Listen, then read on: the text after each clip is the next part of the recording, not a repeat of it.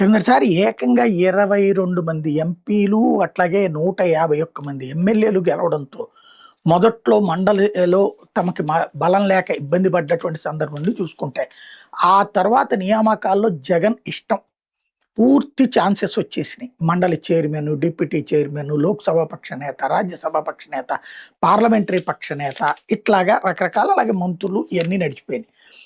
ప్రభుత్వం పడిపోయాక 11 స్థానాలకు పరిమితమయ్యాక కనీసం రాజ్యసభ సీటు కూడా తెచ్చుకోలేరు. అంతకుముందు 2014, 19లో రాజ్యసభ సీటు ఒకటొచ్చేది. ఉన్నటువంటి 4 3 టీడీపీ తీసుకుంటే ఒక సీటు వీళ్ళకొస్తా ఉండేది.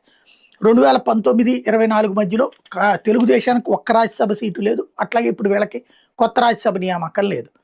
అలాగే మండలికి సంబంధించి ఇప్పుడు ప్రస్తుతానికి బలం ఉంది.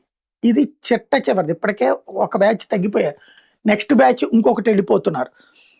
వచ్చే ఏడాదికి మార్పులొస్తాయి. ఇప్పుడు చిట్ట చివరి నియామకం తూమాటి మాధవరావుని మండలి వైస్ చైర్మన్. మొన్ననే జాకియాకి టర్మ్ పూర్తయిపోవడం, ఆవిడ ఇది గవర్నర్ కోటా నుంచి వచ్చి ఆమెకి డిప్యూటీ చైర్పర్సన్ పడ్డ ఆవిడ టర్మ్ పూర్తయిపోయిందాక ఆవిడ వెళ్ళిపోతే ఇప్పుడు తోమాటికి అవకాశం కల్పిస్తూ జగన్ తీసుకున్నటువంటి నిర్ణయం.